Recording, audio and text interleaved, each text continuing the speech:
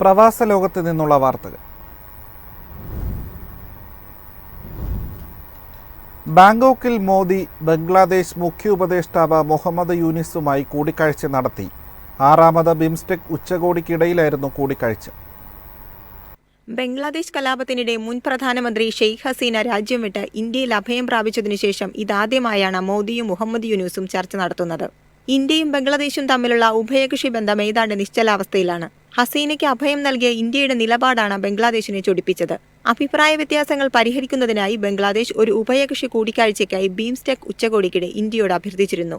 ഇതിനു പിന്നാലെയാണ് മോദി യൂനിസ് കൂടിക്കാഴ്ച നടന്നത്. News desk MyFin TV. EB-5 visa പദ്ധതിക്ക് പകരമായി ഗോൾഡ് കാർഡ് പുറത്തിറക്കി Donald Trump. $5 billion gold card 2 ആഴ്ചയ്ക്കുള്ളിൽ ലഭ്യമാകും. $1 ട്രില്യൺ വരുമാനമാണ് ട്രംപ് പ്രതീക്ഷിക്കുന്നത്. നേരത്തെ ട്രംപ് ഗോൾഡ് കാർഡ് അവതരിപ്പിക്കാനുള്ള പദ്ധതികൾ പ്രഖ്യാപിച്ചിരുന്നു.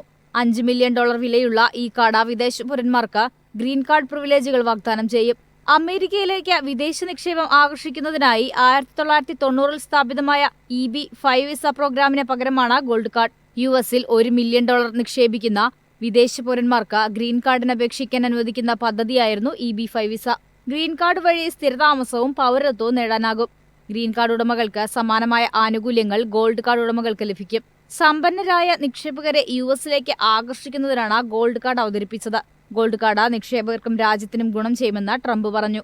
വരുമാനമുണ്ടാക്കുക എന്നതും ഗോൾഡ് കാർഡിന്റെ ലക്ഷ്യമാണ്. ഫോബ്സ് റിപ്പോർട്ട് അനുസരിച്ച് 2 ലക്ഷം ഗോൾഡ് കാർഡുകൾ വിൽക്കുന്നതിലൂടെ $1 ട്രില്യൺ വരുമാനമുണ്ടാക്കാൻ കഴിയുമെന്നാണ് ട്രംപ് ഭരണകൂടം കരുതുന്നത്. ഇത് ദേശീയ കടം കുറയ്ക്കാൻ സഹായിക്കും. News desk MyFin TV. Spice jet Delhi Kathmandu പ്രതിദിന വിമാന സർവീസുകൾ തുടങ്ങുന്നു. അടുത്ത മാസം 10 മുതലാകും നോൺ സ്റ്റോപ്പ് സർവീസ് ആരംഭിക്കുക. ബോയിംഗ് 737 വിമാനമായിരിക്കും സർവീസ് നടത്തുക. ദുബായിക്കും ബാങ്കോക്കിനും പുറമെ സ്പൈസ് ജെറ്റിന്റെ പുതിയ അന്താരാഷ്ട്ര സർവീസാണിത്. വിജയകരമായ ക്വാളിഫൈഡ് ഇൻസ്റ്റിറ്റ്യൂഷണൽ പ്ലേസ്മെന്റിന് ശേഷമുള്ള എയർലൈനിന്റെ ആദ്യത്തെ പുതിയ അന്താരാഷ്ട്ര റൂട്ടാണിത്. വിനോദസഞ്ചാരികൾക്കും ബിസിനസ് യാത്രക്കാർക്കും പുതിയ സർവീസ് ഉപകാരപ്രദമാകും. ഡൽഹിയിൽ നിന്ന് രാവിലെ 8:10 പുറപ്പെട്ട് കാഠ്മണ്ഡുവിൽ 9:55 എത്തിച്ചേരും. മടക്കയാത്ര രാവിലെ 10:55 പുറപ്പെട്ട് ഉച്ചയ്ക്ക് 1:10 ഡൽഹിയിൽ എത്തിച്ചേരും. News desk MyFin TV. വിസ്മയ കാഴ്ചകൾ ഒരുക്കി ഖത്തറിലെ ലുസൈലിൽ ആകാശോത്സവത്തിന് തുടക്കമായി.